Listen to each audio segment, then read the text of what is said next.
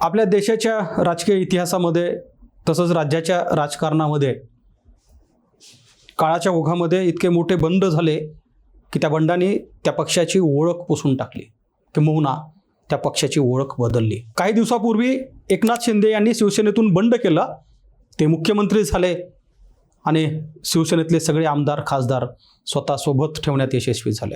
अजित पवारांनी चुलते शरद पवार यांच्या विरोधामध्ये बंड केला आणि सत्तेसोबत जाण्याचं ठरवलं. असंच एक बंड एका राज्यामध्ये झालं. मात्र ते बंड इतकं मोठं होतं की त्या राज्यातील सत्तारूढ पक्षाची ओळख बदलली, किंबहुना त्या पक्षासमोर इतकं मोठं आव्हान उभं केलं की आज तो पक्ष सत्तेतून बाहेर जातो की काय अशी परिस्थिती निर्माण झाली आहे. मी बोलतोय पश्चिम बंगालबद्दल आणि पश्चिम बंगालमध्ये झालेल्या तृणमूल काँग्रेसमध्ये केवळ 6 वर्षापूर्वी म्हणजे 2020मध्ये झालेल्या बंडासंदर्भात. ह्या बंडातील नायक आहे शिवेंदू अधिकारी. कोण आहेत शिवेंदू अधिकारी? का आज पश्चिम बंगालचं राजकारण या एका बंड केलेल्या नेत्याभोवती फिरत आहे? काय होता हा इतिहास? हेच आपण आजच्या कट्टूकटच्या व्यक्तिविशेष या भागामध्ये समजून घेणार आहोत. नमस्कार, मी गोविंद शेळके आणि तुम्ही बघताय कट्टूकट. हा व्हिडिओ मी जेव्हा करतोय तेव्हापासून अगदी काही तासाच्या अंतरावरतीच पश्चिम बंगालसह 5 राज्याचा निकाल लागलेला असेल आणि आपल्या सगळ्याला माहीत आहे की मतदानाचा दुसरा टप्पा पार पडल्यानंतर जे एक्झिट पोलचे आकडे समोर आले, ते एक्झिट पोलचे आकडे काय सांगतायत? तर एक्झिट पोलचे आकडे असे सांगतायत की 92% मतदान झालेल्या पश्चिम बंगालमध्ये सत्तेविरोधाचा हा कौल होता आणि भारतीय जनता पार्टी ही सत्तेच्या जवळ जाताना पाहायला मिळते. बहुतेक एक्झिट पोलमधून बहुमताचा 148चा जो काही आकडा आहे ती भारतीय जनता पार्टी पार करतानाचं चित्र पाहायला मिळत आहे. नेमका निकाल काय लागणार आहे, तो निकाल कसा लागणार आहे हे आपण प्रत्यक्ष मतमोजणीनंतर समजून घेणारच आहोत. मात्र त्यापूर्वी हा निकाल बदलवणारा नायक कोण असा जर प्रश्न तुमच्या मनात असेल तर त्याचं उत्तर आहे शिवेंदू अधिकारी. पश्चिम बंगाल खरं तर डाव्यांचा गड आहे. डाव्या विचारसरणीच्या नेत्याचा या राज्यावर इतका मोठा प्रभाव राहिलेला आहे की जवळपास 3.5 दशकं या पश्चिम बंगालवरती डाव्या विचारसरणीच्याच नेत्यांचं वर्चस्व राहिलं आहे. मात्र काँग्रेसमधून बाहेर पडल्यानंतर ममता बॅनर्जी यांनी तृणमूल काँग्रेसची स्थापना केली आणि त्यांनी पश्चिम बंगालमध्ये डाव्यांच्या विरोधामध्ये संघर्ष उभा केला. खरं तर तो काळ यासाठी आठवावा लागेल कारण याच काळाच्या ओघामध्ये ममता बॅनर्जी यांच्या खांद्याला खांदा लावून एक नेता काम करत होता, जो नेता जमिनीवरचं राजकारण करत होता आणि त्या नेत्याचं नाव आहे शिवेंदू अधिकारी. शिवेंदू अधिकारी यांचे वडील शिशिर अधिकारी हे सुद्धा राजकारणामध्ये होते. सुरुवातीच्या काळात तृणमूल काँग्रेसच्या वरिष्ठ नेत्यापैकी एक अशी ओळख ही शिशिर अधिकारी यांची होती आणि नंदीग्राम आणि त्या परिसरामधलं जे काही राजकारण आहे ते अधिकारी कुटुंबियाभोवतीच फिरत आहे असं म्हटलं तर ते नक्कीच चुकीचं ठरणार नाही. असं म्हणतात की मागच्या 25-30 वर्षापासून नंदीग्राम आणि परिसरातील राजकारणाचं पानसुद्धा अधिकारी कुटुंबियाशिवाय हलत नाही आणि तेच अधिकारी कुटुंबीय आज भारतीय जनता पार्टीचा पश्चिम बंगालमधला सशक्त चेहरा बनला आहे. कसा बनला हा चेहरा? काय इतिहास काय सांगतो? सुरुवात कधी झाली या राजकारणाची? तर यासाठी आपल्याला कमीत कमी 15 ते 20 वर्ष मागं जावं लागेल. ज्यावेळी पहिल्यांदा शिवेंदू अधिकारी यांनी नगरपालिकेची निवडणूक लढले आणि ते पहिल्यांदा नगराध्यक्ष झाले. नगराध्यक्ष झालेला हा नेता ज्यावेळेस तृणमूल काँग्रेसमध्ये काम करत होता त्यावेळी पहिल्यांदाच तृणमूल काँग्रेसने शिवेंदू अधिकारी यांना लोकसभेची निवडणूक लढायला लावली आणि लोकसभेची निवडणूक लढल्यानंतर दिल्लीच्या राजकारणामध्ये तृणमूल काँग्रेसचा एक खासदार म्हणून त्यांची ओळख बनली. पहिले 5 वर्ष नुसता खासदार. त्यानंतरच्या काळामध्ये तृणमूल काँग्रेसनं पुन्हा एकदा ज्यावेळी देशामध्ये मोदी लाटेचा उगम होत होता त्याच काळामध्ये पश्चिम बंगालमध्ये डाव्या विचारसरणीच्या आघाडीच्या नेत्याचा पराभव करून शिवेंदू अधिकारी हे दुसऱ्यांदा खासदार झाले आणि संसदेत गेले. पुन्हा मात्र तृणमूल काँग्रेसने एक योजना आखली आणि त्या योजनेनुसार शिवेंदू अधिकारी यांना परत पश्चिम बंगालमध्ये बोलून घेण्यात आलं. पश्चिम बंगालमध्ये नेमकं त्यावेळेस राजकारण काय शिजत होतं, त्या राजकारणामध्ये शिवेंदू अधिकारी कुठं होते, तो नायक कधी तयार झाला हे जर आपल्याला समजून घ्यायचं असेल तर आपल्याला नंदीग्राम आणि सिंगूरमध्ये झालेल्या आंदोलनाकडे जावं लागेल. कारण नंदीग्राममध्ये आणि सिंगूरमध्ये ज्यावेळेस आंदोलक रस्त्यावर उतरत होते, बुद्धदेव भट्टाचार्य या मुख्यमंत्र्यांनी इंडोनेशियातल्या एका कंपनीला केमिकल हब बनवण्यासाठीची परवानगी दिली होती आणि याच निर्णयाविरोधामध्ये शेतकरी, शेतमजूर आणि नागरिक सुद्धा मोठ्या प्रमाणात रस्त्यावर उतरून आंदोलन करत होते आणि या आंदोलनाचं केंद्र होतं अर्थात नंदीग्राम.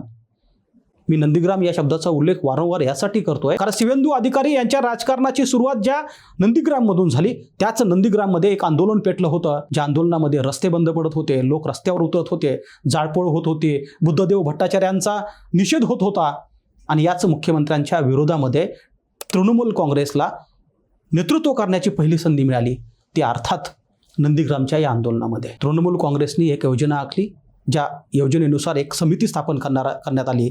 या आंदोलनावर लक्ष ठेवण्यासाठी, आंदोलनाचं नेतृत्व करण्यासाठी त्या समितीचे प्रमुख होते शिवेंदू अधिकारी. तेच शिवेंदू अधिकारी त्याच भागातून येत होते, त्याच नंदीग्राम परिसरातील त्यांच्या राजकारणाचा गड होता आणि म्हणून तिथल्या लोकांचं राहणीमान, तिथल्या लोकांचं बोलणं चालणं, तिथल्या लोकांचं राहण चालीरीती या सगळ्या शिवेंदू अधिकारी यांना माहीत होत्या आणि तृणमूल काँग्रेसच्या नेतृत्वाला सिद्ध करण्यासाठी हेच शिवेंदू अधिकारी हे या आंदोलकाचे नायक बनले. आपल्या सगळ्याला माहीत आहे की बुद्धदेव भट्टाचार्य यांच्या विरोधामध्ये सिंगूर आणि नंदीग्राममध्ये पेटलेला हा आंदोलनाचा वणवा इतका मोठा होता की त्याने 3.5 दशकापासून पश्चिम बंगालवर राज्य करणाऱ्या डाव्या विचारसरणीचा अंत केला आणि तृणमूल काँग्रेसच्या नेतृत्वाचा उदय झाला. तब्बल 3.5 दशकं जे डावे पश्चिम बंगालवर अधिराज्य गाजवत होते. खरं तर तृणमूल काँग्रेसची स्थापना झाल्यानंतर सुद्धा ममता बॅनर्जी यांचा उल्लेख, त्या राज्याचा डाव्या विचारसरणीचा बुद्धदेव भट्टाचार्य विद्वत्ता असलेला एक असा मुख्यमंत्री, त्या तृणमूल काँग्रेसच्या नेत्याचा उल्लेख सुद्धा साधा आपल्या भाषणात करत होता, बोलण्यात करत नव्हता. दॅट लेडी म्हणजे ती महिला, एवढाच उल्लेख ममता बॅनर्जी संदर्भात जे बुद्धदेव भट्टाचार्य करत होते त्याच बुद्धदेव भट्टाचार्यांना घरी पाठवण्याचं काम ममता बॅनर्जी यांनी केलं आणि यावेळी ममता बॅनर्जी सोबत रस्त्यावरचं राजकारण करत होते शिवेंदू अधिकारी. खरं तर ममता बॅनर्जी यांचा पक्ष ज्यावेळी पश्चिम बंगालमध्ये उदयास आला आणि नेतृत्व करू लागला, त्यानंतर पहिला 10 वर्षाचा प्रवास मी तुम्हाला सांगितला आणि त्याच दरम्यान विधानसभा निवडणुकीमध्ये पुन्हा एकदा शिवेंदू अधिकारी यांना ममता बॅनर्जी यांनी उतरवलं आणि शिवेंदू अधिकारी हे आमदार झाले. खरं तर देशाचं राजकारण बघणाऱ्या, तृणमूल काँग्रेसचा चेहरा असणाऱ्या दिल्लीमधला एक असा राजकीय नेता आता परत पश्चिम बंगालमध्ये आला होता. आता मात्र निवडून आलेल्या, आमदार झालेल्या शिवेंदू अधिकारी यांना ममता बॅनर्जी यांनी कॅबिनेट मिनिस्टर केलं. परिवहन आणि सिंचन खात्याची जबाबदारी शिवेंदू अधिकारी यांच्या खांद्यावर देण्यात आली आणि त्याच काळात दरम्यान शिवेंदू अधिकारी हे नंबर 2चे तृणमूल काँग्रेसचे नेते ठरले गेले. ज्या पश्चिम बंगालनं तृणमूल काँग्रेसच्या नेत्या ममता बॅनर्जी यांना दीदी अशी उपाधी दिली, त्याच पश्चिम बंगालने दीदीनंतर शिवेंदू दादा ही उपाधी शिवेंदू अधिकारी यांना मिळाली. खरं तर याच काळात तृणमूल काँग्रेसचं राजकारण इतकं मोठं होतं ते 2019च्या लोकसभा निवडणुकीपर्यंत. घटनाक्रम समजून घ्या. 2019ला काय झालं? 2014मध्ये ज्यावेळी देशामध्ये मोदी लाटेचा उदय झाला, नरेंद्र मोदी यांचं नेतृत्व देशभर पसरत होतं, त्याचवेळी 2019च्या दुसऱ्या सरकारमध्ये सुद्धा, दुसऱ्या निवडणुकीमध्ये सुद्धा लोकसभा निवडणुकीत भारतीय जनता पार्टीला पश्चिम बंगालमधून तब्बल 18 जागा विजयी करता आल्या आणि पश्चिम बंगालच्या राजकीय इतिहासामध्ये इतकं मोठं मताधिक्य यापूर्वी भारतीय जनता पार्टीला कधीही मिळालेलं नव्हतं. खरं तर ज्या पश्चिम बंगालमध्ये श्यामाप्रसाद मुखर्जी सारखा जनसंघाच्या फाउंडर मेंबर किंवा जनसंघाची स्थापना ज्या श्यामाप्रसाद मुखर्जी यांनी केली, त्यांचं कार्यक्षेत्र पश्चिम बंगाल राहिलं होतं. असं म्हणतात की देशाला जनसंघ आणि भाजप देणाऱ्या पश्चिम बंगालमध्ये कधीच भारतीय जनता पार्टीला थारा मिळाला नाही. अटल बिहारी वाजपेयी जे श्यामाप्रसाद मुखर्जी यांच्यासोबत राहत होते ते एकदा असं म्हणाले होते की भारतीय जनता पार्टीला देशामध्ये अनेक राज्य स्वीकारायला लागलेत, मात्र पश्चिम बंगालमध्ये भारतीय जनता पार्टीची फार चांगली अवस्था नाही आहे आणि म्हणून ते अटल बिहारी वाजपेयीचं स्वप्न आत्ता भारतीय जनता पार्टी पूर्ण करणार आहे. त्याच श्यामाप्रसाद मुखर्जी यांच्या कार्यक्षेत्रात पश्चिम बंगालमध्ये भारतीय जनता पार्टीनं ज्यावेळी 18 खासदार निवडून आणले, त्यानंतर मात्र भारतीय जनता पार्टीचा कॉन्फिडन्स वाढला आणि त्यानंतर घडलेल्या घटनेने भारतीय जनता पार्टीला एक नवा चेहरा दिला. 2019 18 खासदार झाले. 2020मध्ये काय झालं? 2020मध्ये एक घटना घडली. कॅबिनेट मिनिस्टर झालेल्या शिवेंदू अधिकारी यांच्याकडं खरं तर पश्चिम बंगाल राज्यातील तृणमूल काँग्रेसचा एक चांगला चेहरा अशी ओळख बनत होती. मात्र त्याचवेळी भारतीय जनता पार्टीनं 18 खासदार निवडून आणल्यानंतर ममता बॅनर्जी यांनी भारतीय जनता पार्टीचा बंदोबस्त करण्यासाठी एक रणनीती आखली आणि या रणनीतीमध्ये पश्चिम बंगालच्या राजकारणाच्या इतिहासामध्ये पहिल्यांदाच एका राजकीय रणनीतिकाराची एंट्री झाली आणि त्या रणनीतिकाराचं नाव होतं प्रशांत किशोर. तेच प्रशांत किशोर, ज्या प्रशांत किशोराने 2014ला नरेंद्र मोदी यांचं सरकार देशात आणण्यासाठी टोकाचे प्रयत्न केले. तेच प्रशांत किशोर ज्यांनी काँग्रेसला रचनात्मक राजकारण करण्यासाठी धडे दिले. अलीकडच्या काळामध्ये बिहार राज्यात स्वतःची पार्टी उतरून पराभव करून घेणारे प्रशांत किशोर ज्यावेळी ममता बॅनर्जी यांच्या पक्षात गेले त्यावेळेस त्यांनी रणनीती आखायला सुरुवात केली आणि याच वेळी एका बंडाची सुरुवात झाली असं म्हटलं तर चुकीचं ठरणार नाही. कारण प्रशांत किशोर यांनी अभिषेक बॅनर्जी हा ममता बॅनर्जी यांचा भाचा तृणमूल काँग्रेसचं राजकारण पुढे आणण्यासाठी त्याचा चेहरा पुढे करण्यात आला आणि प्रशांत किशोर ज्यावेळी रणनीती आखत होते त्याच दरम्यान शिवेंदू अधिकारी यांना मात्र पक्षापासून हळूहळू बेदखल करण्यात आलं होतं. पक्षाच्या प्रमुख बैठका, पक्षाची ध्येयधोरणं हे ठरवत असताना शिवेंदू अधिकारी मात्र त्या पक्षाच्या बैठकीत पाहायला मिळत नव्हते आणि याच दरम्यान अभिषेक बॅनर्जी हे मात्र पक्षाचा चेहरा बनू पाहत होते. इथेच माशी शिंकली आणि शिवेंदू अधिकारी यांनी तृणमूल काँग्रेस पक्षापासून बाजूला जायला सुरुवात केली. सुरुवातीला त्यांनी कॅबिनेट मिनिस्टर पदाचा राजीनामा दिला. काही कालावधी गेल्यानंतर प्रशांत किशोर, अभिषेक बॅनर्जी, ममता बॅनर्जी यांनी अनेक वेळा शिवेंदू अधिकारी यांना समजवण्याचा प्रयत्न केला. मात्र अखेर ही पक्षामध्ये फूट पडली आणि शिवेंदू अधिकारी बाजूला पडले. एक दिवस असा आला ज्या दिवशी शिवेंदू अधिकारी यांनी स्वतःच्या आमदारकीचा आणि त्यासोबत प्रथम सदस्यत्वाचा सुद्धा तृणमूल काँग्रेसचा राजीनामा दिला. 2019मध्ये भारतीय जनता पार्टीचा उगम, 18 खासदार, त्यानंतर 2020मध्ये झालेलं शिवेंदू अधिकारी यांचं बंड काय सांगताय? कारण 2021मध्ये पुन्हा त्याच तृणमूल काँग्रेसला विधानसभा निवडणुकीला सामोरे जायचं होतं. पश्चिम बंगालचं हे राजकारण समजून घेण्यासाठी आपल्याला हा कार्यकाळ समजून घेणं गरजेचं आहे. 2020मध्ये बाहेर पडलेल्या शिवेंदू अधिकारी हे भारतीय जनता पार्टीच्या गळाला लागले आणि अखेर तो दिवस उजळला ज्यावेळी 19 डिसेंबर 2020 रोजी अमित शहा यांना पश्चिम बंगालला बोलून शिवेंदू अधिकारी यांनी भारतीय जनता पार्टीमध्ये प्रवेश केला. आता मात्र ममता बॅनर्जी यांच्यासोबत तयार झालेला, यांच्या मुशीत वाढलेला एक त्यांचा कार्यकर्ता त्यांच्या समोर मात्र आता संघर्ष म्हणून उभा टाकला होता. विधानसभा निवडणुका तोंडावर होत्या. खरं तर शिवेंदू अधिकारी यांच्यावरती तृणमूल काँग्रेस तुटून पडत होता आणि ईडी आणि सीबीआयच्या भीतीने शिवेंदू अधिकारी हे भारतीय जनता पार्टीत गेले असा आरोप करत होते. त्यावेळी शिवेंदू अधिकारी मात्र ममता बॅनर्जीचा पक्ष आता पारिवारिक पक्ष झाला आहे, ती एका कुटुंबाची पार्टी आहे असं म्हणून हिनवत होते. अखेर निवडणुका लागल्या. निवडणुकांची घोषणा झाली आणि त्याच दरम्यान शिवेंदू अधिकारी यांनी एका जाहीर सभेतून आव्हान देण्यात आलं आणि ते असं म्हणाले की भवानीनगर या सेफ मतदारसंघातून लढण्याऐवजी ममता दिदींनी माझ्या मतदारसंघात यावं, म्हणजे नंदीग्राममध्ये यावं. हे आव्हान स्वीकारणार नाही त्या ममता दिदी कुठल्या? कारण ममता दिदीच्या 4 दशकाच्या एकूण इतिहासामध्ये फार मोठे आव्हानं घेऊन ममता बॅनर्जी पुढे आल्या होत्या. ममता बॅनर्जींनी आव्हान स्वीकारलं आणि त्यांनी शिवेंदू अधिकारी याच्या विरोधामध्ये नंदीग्राम विधानसभा मतदारसंघातून उमेदवारी अर्ज भरला. कालपर्यंत आपला कार्यकर्ता, पक्षाचा निष्ठावान नेता आज मात्र आपल्यासमोर आव्हान म्हणून उभा होता आणि त्या विधानसभा निवडणुकीमध्ये 1956 मताने नंदीग्राम विधानसभा मतदारसंघातून शिवेंदू अधिकारी यांनी ममता बॅनर्जी यांचा पराभव केला. हा पराभव केवळ एका विधानसभा मतदारसंघापुरता मर्यादित पराभव नव्हता, कारण या एका पराभवाने पश्चिम बंगालचं राजकारणाची दिशा काय ही सांगायला सुरुवात केली होती.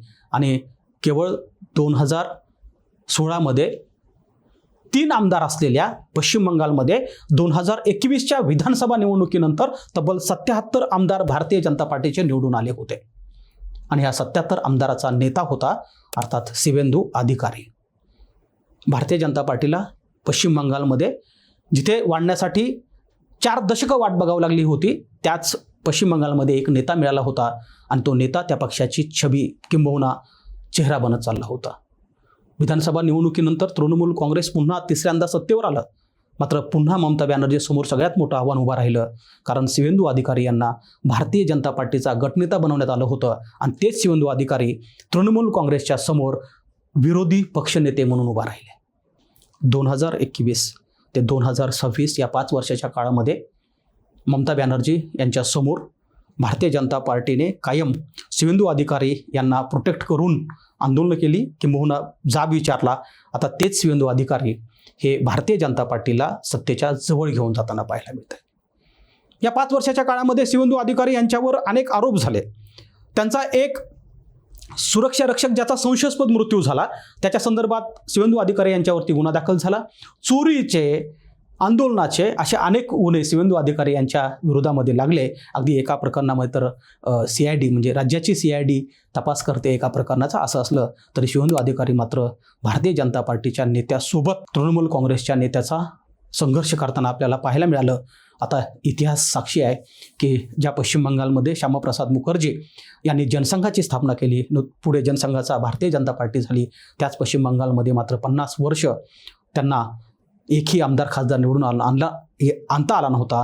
त्याच पश्चिम बंगालमध्ये सुरुवातीला 3, त्यानंतर 77 आणि आत्ता येणाऱ्या काही काळामध्ये तो आकडा कदाचित सत्तेच्या जवळ जातो का काय अशी परिस्थिती निर्माण झाली आहे. पण ही निर्माण झालेली परिस्थिती ही एका व्यक्तिभोवती आहे, किंवा एका व्यक्तीमुळे आहे असं म्हटलं तर ते चुकीचं ठरणार नाही. आणि तो व्यक्ती आहे शिवेंदू अधिकारी. आता बघायचं एवढंच आहे की जर भारतीय जनता पार्टी सत्तेच्या जवळ गेली अथवा काही कॉम्प्रोमाइजेस करून सत्तेत गेलीच तर शिवेंदू अधिकारी खरंच या सरकारचा चेहरा बनणार का? भारतीय जनता पार्टीचा चेहरा म्हणून पुन्हा एकदा पश्चिम बंगालची ओळख बदलणार का? हे पाहणं फार महत्त्वाचं असणार आहे. तूर्त आपण इथंच थांबूया. काही घंट्यांनी, काही तासांनी आपल्याला पश्चिम बंगालचा निकाल काय हे सांगणार आहे. तूर्त एक नेता असा पश्चिम बंगालच्या इतिहासात झालाय ज्याने केलेलं बंड हे पश्चिम बंगालचं राजकारण बदलणारं ठरलंय असं म्हटलं तर ते नक्कीच चुकीचं ठरणार नाही. धन्यवाद.